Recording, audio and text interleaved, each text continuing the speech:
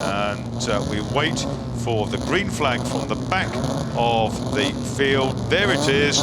That means it's clearance to start the race. The Union flag is raised and dropped, and away they go.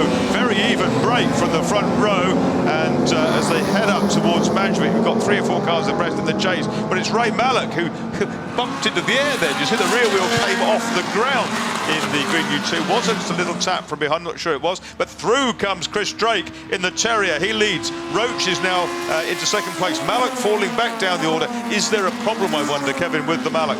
He looked to be thrown offline, didn't he? So whether he's that was just a delay or there's another issue, we'll have to wait and see as they head down towards Bruce. 21 makes of cars, 30 cars on the grid, 21 makes of cars, and out front, though, it's the Terrier, Chris Drake. Yes, what has happened to Ray Mallock? He is dropping back down the order.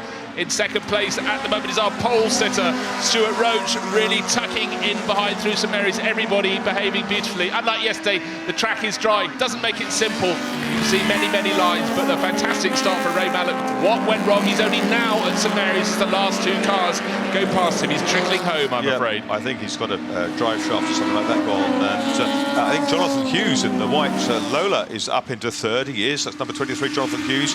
In behind him is Joe Colasacco in the red Stangalini, but here's the battle lead, and it's Roach coming round the outside down the Lavin Straight, who gets back into the lead. Our pole man, Drake behind him, Hughes and Hibbert and Colasacco. There's a trio for you. And chasing them down is Robin Longdon behind, and going with them the BMC powered Elva of former British champion Mark Woodhouse. But the first 2 dicing, they're chopping and changing. This is absolutely fantastic. Out front, Little Formula Juniors up to the to Madgwick corner for the 2nd time, and the higher seating position of Chris Drake in the Elva. Chris Drake, who races all kinds of things from early Can-Am McLaren, Formula 1 Penske, and other cars in an amazing collection. He is chasing really hard. There's Anthony Olisoff. There's the other New Zealand car. That's the FMZ of Nigel Hunter-Russell, but the leader's coming down towards you, Bruce. Absolutely so. Yes, Stuart Roach, the pole man, got back into the front, but Chris Drake not interested in being dropped, doing his utmost to keep with him, closed in before Ford Water, lost a bit of ground out of the corner, sees about even 2 car lengths between them as they go up to Lavin for the 2nd time. Then that little bit of a gap, and Jonathan Hughes back to 4th. Things are changing. Yes, Drake's dropped on, had to try and stay in the toe because Roach was so quick yesterday. If he can stay there, he'll have a chance. But Roach will be doing everything he can to break that toe, because if he does, I think he's got the pace to stay out there. And he has got a little bit of a gap as they come onto Lavin Straight. Be interesting to see how much he pulls back in the toe. Well, Andrew Hibbert, of course, who's just gone into 3rd place. He had a great race yesterday, so he's dialed in for Goodwood, but he's just about to lose 3rd place, or is he? The long Nolan looking up the inside. Can Jonathan Hughes get in there? No, Hibbert knows how to close the door. Yes, he does. Hibbert, who's tested here quite a lot in the past, because it's not millions of miles from the family base up in Slough. He's having a good go, and right behind him, Jonathan Hughes, who's raced here with Cooper Grand Prix cars. And there's a car, that's Julian Mazoub in the Sadler, built in St Catharines, Ontario. He's out. He's a pal of Bill Sadler. Just looking at the carburetor, I think maybe the throttle cable has broken on that. But the SU carburetor on the side of the engine there. But it's Roach from Drake, 1.1 seconds. Hibbert 3rd, Hughes is 4th, Colasacco 5th, Longdon 6th. And Roach's fastest lap, this first flying lap of the race, was quicker than anyone else managed in qualifying. Only he's gone fast around here this weekend in Formula Junior, and that's the sort of gap he's opening up. And I think Drake is in danger of already losing that toe that we talked about. Yeah, you're quite right, Kevin. He's out of the toe. You can see the black Terrier dropping away. He's doing a great job, but he's still dropping away. Wave yellow flags. Someone has gone off ahead of them at Lavin. We can't quite see. Well, let's pan around with someone on the infield there by the looks of things, just out of sight of my commentary position. So 79, Andrew Hibbert still ahead of Jonathan Hughes in that battle for 3rd place. That's the tightest action at the front end as Stuart Roach, our pole sitter, escapes from Drake. Yes, he does. Not something we expected, I have to say. And the flag was probably for Mazoub, wasn't it, with the Sadler that had broken. Here's that battle, though, for 3rd place. And Jonathan Hughes squeezes up the inside of Andrew Hibbert down into Woodcote Corner, takes the place on the inside. It's Lola battling Lola, but up ahead, of course, it is the Alexis of Roach and Drake in the Terrier at the end of the 3rd lap. And Drake that time gets responds with the fastest lap. Yes, I was just about to say the gap doesn't look as though it's increased on that lap on the start-finish straight. So what a great lap, 1:30.639, 0.8 of a second faster than more than that Chris Drake did. And in fairness to Hughes, he's done a 1:30.7 on the lap that he took third place. So as Marcus predicted, the pace closer in the race than it was in qualifying.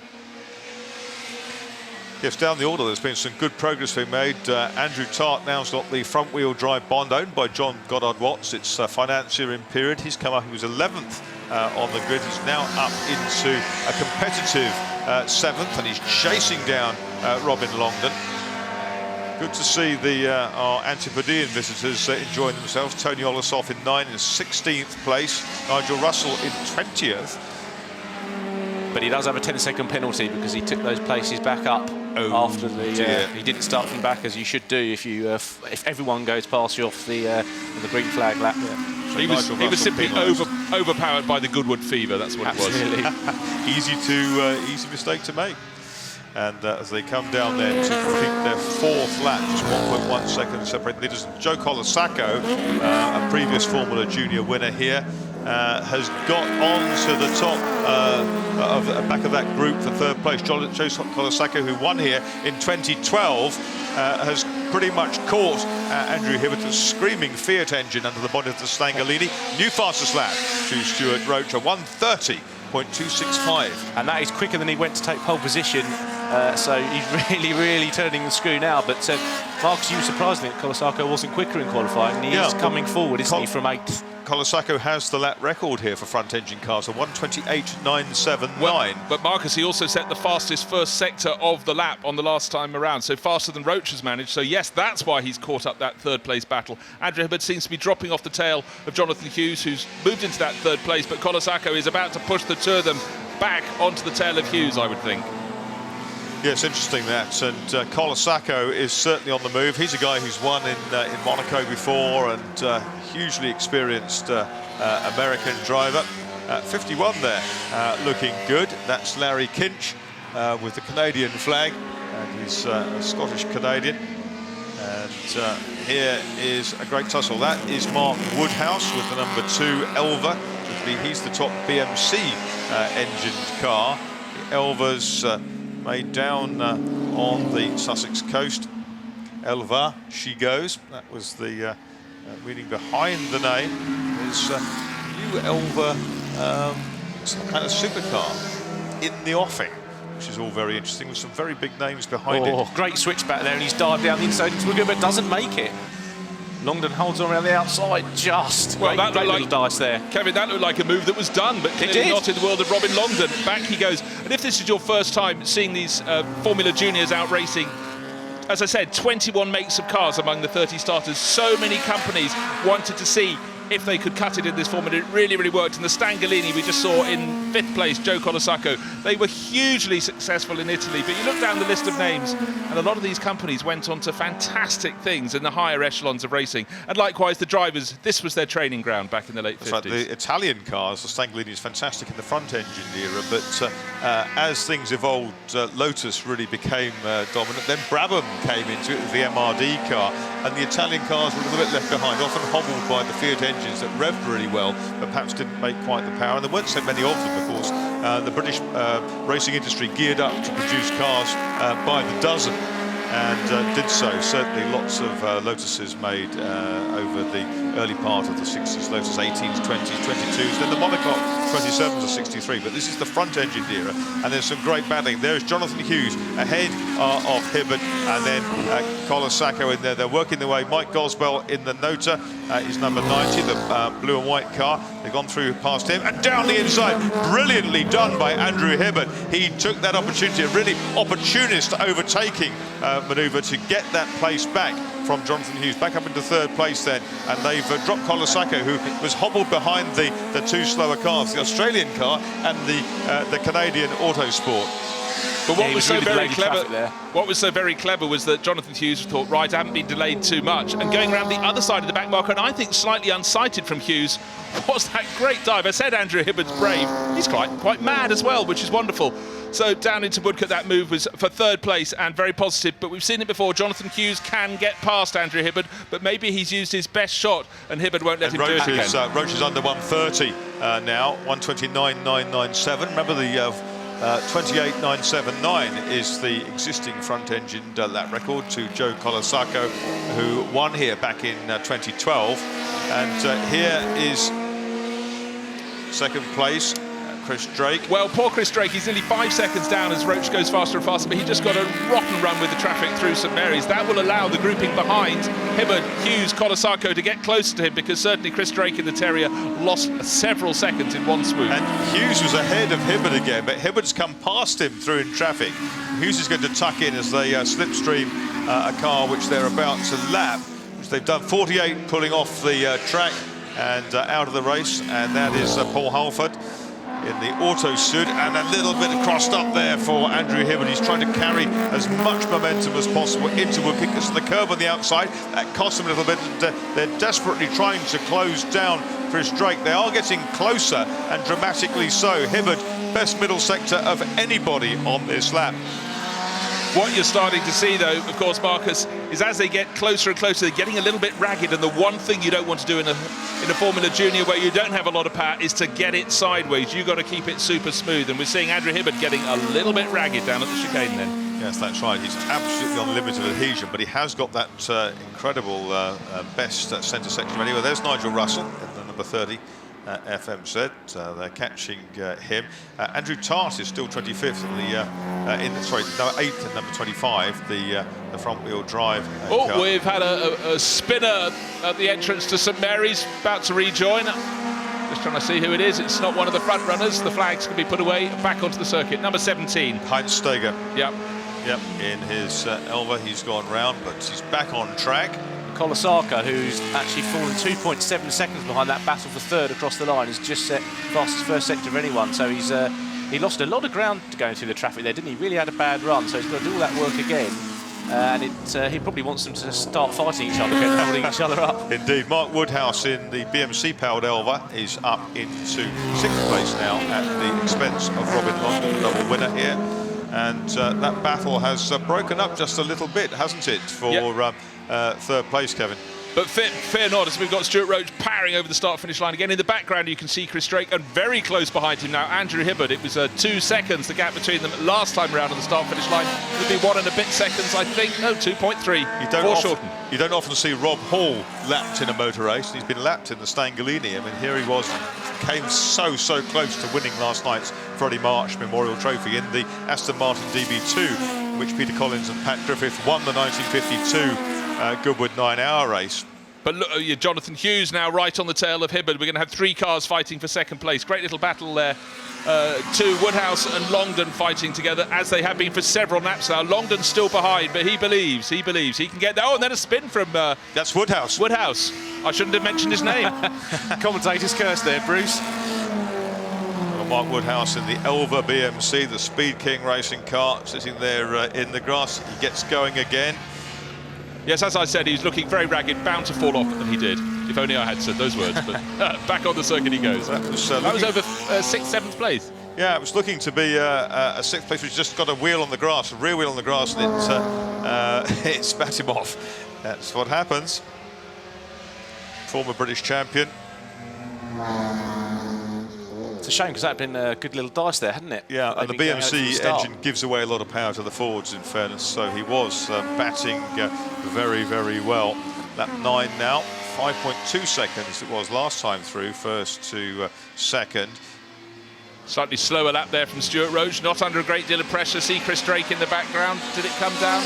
Went out slightly, but I think Roach has been working the traffic better, or it's fallen a better way for him, but getting very close in behind. We've got Jonathan Hughes, number 23, right on the tail now of Andrew Hibbard. He dropped some way back in the traffic a lap and a bit ago, but now look, he is, what, 2/3 of a second behind and closing in. He dived through that gap up into Madgwick, past the two slower cars they were lapping, one of which was number 37. That was Martin Shepherd, and that has put him now right back in the tracks of the red Lola of Hibbert. And Kolosako with the new fastest lap, he's now got into the 29, so he's now within 1.3 seconds of that battle of the third, so he's still striving to get back there. Only the second driver to get into the 29s, isn't he? Yes. He's got clear run, has Joe Kolosako onto the tail of Hughes and Hibbert, but has he got the pace to do so? When he's in clear traffic, he does seem to, but he hasn't worked the traffic as well as the duo ahead. Hibbert, though, holding down third place in the number 79, and Jonathan Hughes, the 23 Lola. As you can see, white with the big black stripe up it, getting closer and closer all over again. Yes, Woodhouse has dropped down to 8th place in number 2. Drake's just out of reach, isn't he? They can see him ahead, but they just can't quite get back to him. And, they've got 5 minutes to do it, Kevin. Absolutely. Kolosako, obviously, he's done the personal best in the middle section on this lap as well, so he's doing everything he can to get back there. And he's not far from getting back into the tow again. Yeah, but Hughes was even faster than anybody in that middle sector of the lap, so what goes one way comes back again. That's the lovely Tanya Potts, who's holding out the pit board for a fella, Andrew Hibbert, who's chasing through in 79. He's in 3rd place overall, 1.7 seconds now. Hughes into the pits from 4th place. And Hibbert with the fastest lap of the race at 29.482. That's within half a second of the lap record, ladies and gentlemen. Yes, Drake went across the line and set a new fastest lap, only to be followed by Hibbert going 3/10 quicker, and the gap's down to 1.7 seconds. But it's Bruce Hughes into the pits, which is a real shame after a good drive. Well, we didn't see any problems. In fact, he just set the fastest middle sector of anybody on that lap, but into the pits he is, and he's getting out of the car, unfortunately. Great run, 3rd, 4th place, but no podium for him, no cigar. No, and they're scratching their heads. Here comes our leader, Stuart Roach, hand up in acknowledgement that the lap driver, car number 21 that was, and that was Robin Lackford in his Elva, was able to move out of the way. Chris Drake's in the background, Andy Hibbert chasing him down though, the very tall looking car, which appears to have quite a lot of rake on it for that high seating position, and Hibbert's with him. Hibbert now is with Chris Drake. This is going to be a quick lap from Hibbert. It's a personal best in the first section, the fastest of anyone in the second. So what was the lap record, Marcus? So we get the record is a 1:28.979. So half. Well, we're going to see the low 1:29s, I'm sure, just waiting for confirmation. Oh, 1:30. Lost time in the last section. But the fact of the matter is he's right on the tail. Chris Drake, don't forget, he challenged at the start, but he is going to be the hunted at the moment, and the hunter is very much getting close in behind him. Andrew Hibbert, Joe Kolosako doing his best, but just dropping back that tiny bit behind in 4th place. Jonathan Hughes in the pit last time around. That meant Robin Longdon, who's having that great battle with Woodhouse, now cemented in 5th place. Yes, Woodhouse is desperately trying to get back up into the top 6. He's 2.7 seconds behind and diving over the curves. Stuart Roach very nearly off the circuit down at St Mary's. The traffic, he couldn't predict which way it was going, and where he guessed was the wrong way. He had to back off, but he was sitting on a lead of 5.5 seconds. Nigel Russell pulling off in the it's not been a great day for him. No. Don't think he wants to face the stewards after his grid misdemeanour, but there is Stuart Roach leading the race. 2 minutes on the clock, so he should complete this lap one and do at least one more. We might be able to squeak in 2 more. Let's see, 20-minute race, leading by 5 and a bit seconds. The gap came down for our race leader in his pale blue Alexis, looking in the background to see who's next in line. There it is, number 33, Drake, but diving up the inside or getting close enough to have a look. Andrew Hibbert, actually not much closer than he was last time around. But then 2 cars ahead. One is John Sykes, one is Crispian Besley, and they go up the outside of the Sykes Merlin. A very, very fine move by Hibbert. How he threaded the cotton through the eye of the needle there, I do not know. Probably it's doubled the gap though. Only possible with cars as small as Formula Juniors, I think, but it's allowed Kolosako almost onto the back of him, actually, and that shows you how quickly these gaps can change. Looking at a replay of the incident as they approach the chicane, we reckon that Chris Drake would get past no problem, but for Andrew Hibbert, surely he couldn't. And of course his exit speed was compromised. He was so deep in, he could see the flowers, every individual petal as he approached the chicane there. That was unbelievable, but here we go then. We're down into just about the last minute of the race.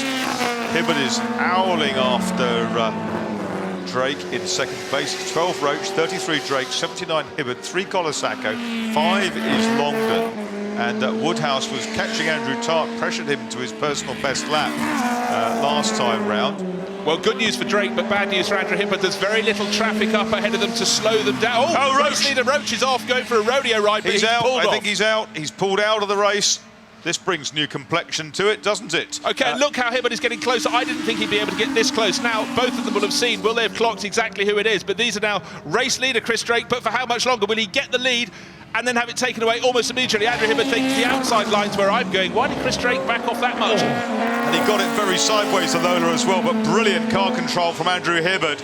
He's managed to go round the outside, and a lock brake for Chris Drake. That's going to hamper his exit speed. Andrew Hibbert's going to win this one, I do declare, because they got to the last lap. 7 seconds to go on the start-finish line. Had they been slow, that would have been victory from the last 300 metres of the race to Andrew Hibbert. He's got to keep it going, but I reckon the performance is going away from Chris Drake, unfortunately, in second place. He locked a brake into the chicane, didn't help. There's Stuart Roach. Come on, do the lip reading, Marcus. He's still smiling, but I think he's going to get his little earwig out and put it in so we can hear the commentary. But he's looking at the electors and thinking, oh, so near, but yet so far. Yeah, he'd done everything right, hadn't he? It was a peerless performance. And of course we forget, of course, that Ray Mallet led the race. Is that Colasacco past Drake? Yes, it is. Well spotted, just coming down into St Mary's, and he's done it. So Drake's performance has dropped away. We've seen these very quick laps from Joe Colasacco. Hasn't been that consistent, but now these are looking for the final 2 places on the podium. They'll get down to meet Henry Hope Frost. As we always joke, everyone wants to finish 4th at Goodwood. And they're charging down the 11th straight for the last time. Of course, it's a misnomer. There's a little kink in the middle of it. And Colasacco isn't that far behind Hibbert. Colasacco with the best first sector of anybody. And they've got the number 6 Neil Tolich Jocko Special, which they've just negotiated. 79 Hibbert into the last major corner. Woodcote, double apex right-hander. There's a whole gaggle of cars ahead of him. He doesn't have to trouble himself with those. The one ahead of him is 17, which is Heinz Steger. And as they come up to the line, where's Steger going to go? He goes to the left and up to the checkered flag. A brilliantly judged win for Andrew Hibbert in number 79. The Lola. Back. Wow. How did he miss the Ferrari? Missed the Ferrari. That was a heart-in-mouth moment, not just for Richard Mines, but also for Joe Bamford as he saw it getting closer and closer.